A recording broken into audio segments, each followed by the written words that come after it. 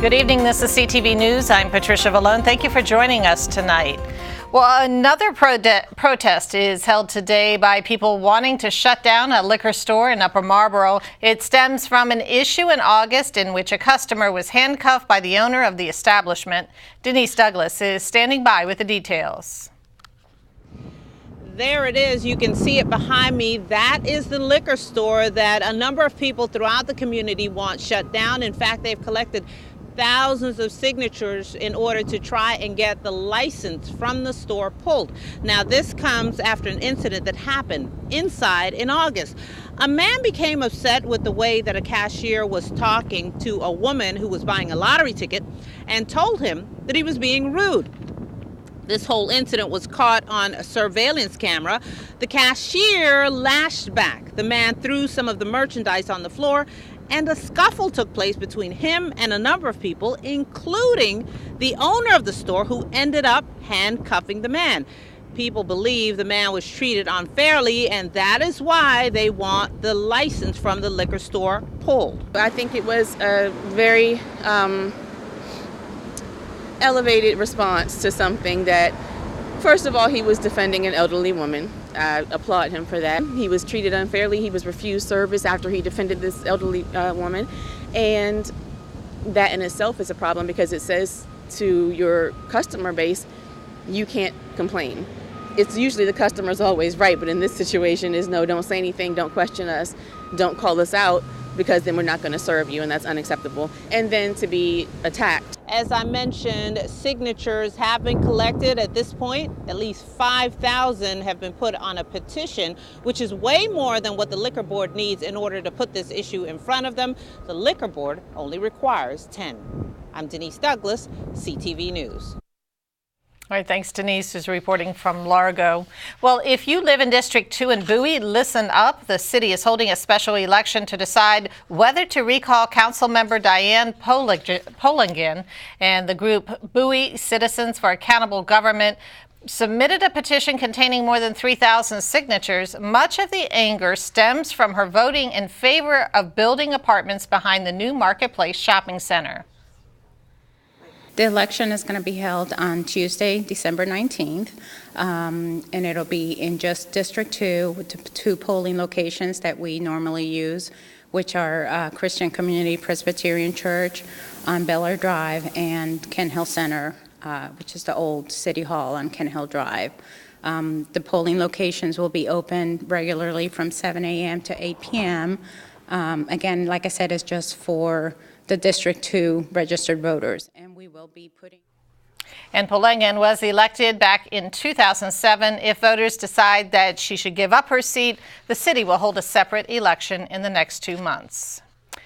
Well, a man is found shot in a wooded area in District Heights. Police were called to the 6300 block of Sun Valley Terrace late last night.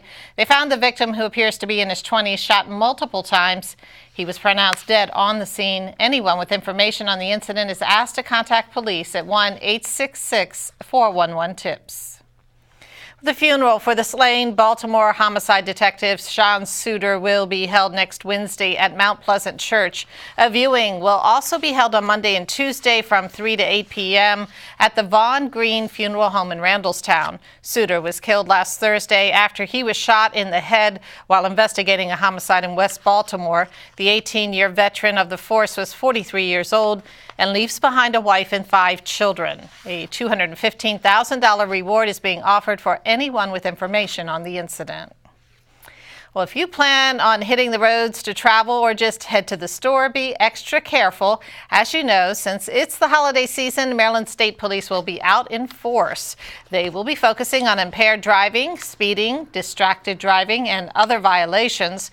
More troopers will also be working overtime assignments, and that effort is being funded by grants from the Department of Transportation Highway Safety Office. And a reminder to buckle up when you're driving. This coming from the Motor Vehicle Administration. The agency recently did a survey that shows that 92% of drivers and front seat passengers are wearing their seatbelts on state roads. Unfortunately, on local and rural roads, the number was lower, 85.1%, down from 86% last year. Now, officials are taking this opportunity to once again point out that seatbelt usage is very important to the safety of all occupants in vehicles. In Maryland, nearly 43% of all drivers or passengers who were killed in crashes in 2016 were not buckled up. Well, one local chef and a whole bunch of volunteers are making sure homeless families don't go hungry this Thanksgiving.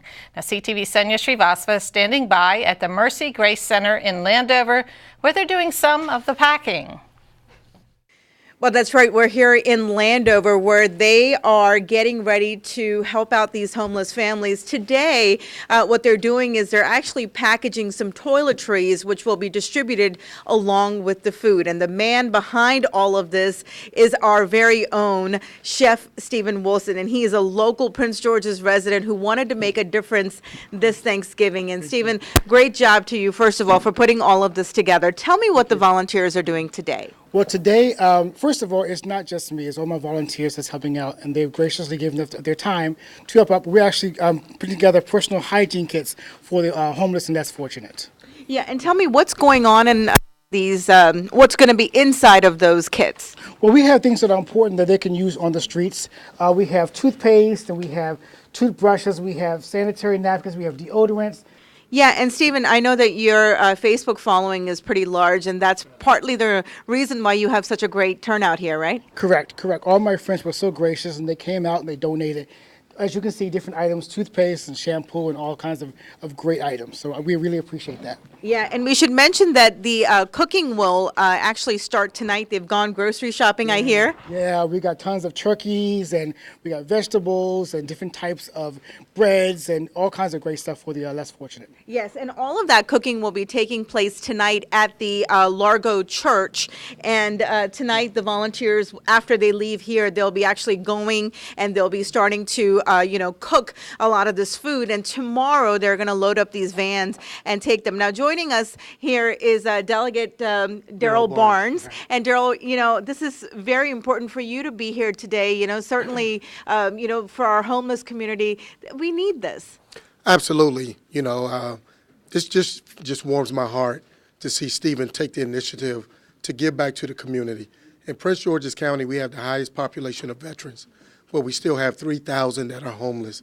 So for him to take the initiative to gather his friends together, to volunteer, to give back in this way, I think everybody that's watching should want to do the same thing. Well, listen, we want to give you one last shot of all of this, all of the volunteers working here. They are all giving up their time this Thanksgiving Eve helping, those that are less fortunate in our communities, and really the true meaning of Thanksgiving here. And like I mentioned, that all of these kits will be donated alongside the meals tomorrow here in our county. Reporting from Landover, I'm Sonia Srivastava, sending it back to you all in the studio. All right, and the two vans will leave mid-afternoon tomorrow and distribute the food as well as the toiletries. Well, you are watching CTV News. I'm Patricia Vallone.